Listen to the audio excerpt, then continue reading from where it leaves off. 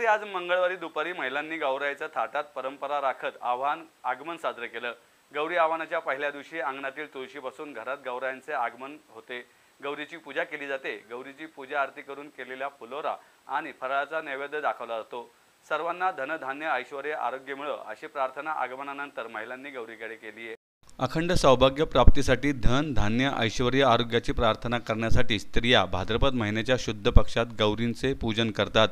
गौरी किंवा महालक्ष्मीचे पूजन ज्येष्ठ नक्षत्रावर केले जाते, म्हणून यांना ज्येष्ठा गौरी असेही संबोधले जाते। पहिला दिवस गौरी आव्हानाचा असतो। माहेरवाशिनींना हा मान दिला जातो। आपापल्या पद्धत आणि परंपरेप्रमाणे घरातील प्रवेशद्वारापासून ते गौरी स्थापन करण्याच्या जागेपर्यंत रांगोळीने लक्ष्मीच्या पावलांचे ठसे काढले जातात। हातात गौरी घेऊन आलेल्या बाईचे पाय दुधाने व पाण्याने धुवून आणि त्यावर कुंकवाचे स्वस्तिक काढले जातात। आत येताना लक्ष्मीच्या पायांचे ठसे उमटवत गौरींचे मुखवटे आणले जातात। गौरी आगमन करत असताना ताट चमच्याने किंवा घंटेने वाजत गाजत गौरीचे स्वागत केले जाते। गौरीची स्थापना करण्यापूर्वी त्यांना घरातील समृद्धी, दूध दुभत्याची जागा अशा गोष्टी दाखवल्या जातात। आशीर्वाद मिळून ऐश्वर्य नांदो अशी प्रार्थना केली जाते। अशा या प्रथेला गौरी आवाहन करणे असे संबोधतात। गौरी पूजन बुधवार 11 सप्टेंबर 2024 रोजी आहे।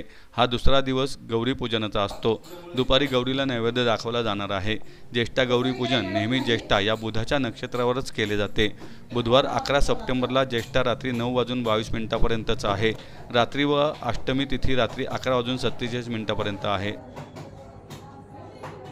त्यामुळे गौरी प्राणप्रतिष्ठा तसेच पूजन व महानैवेद्य रात्री 9:22 करावा।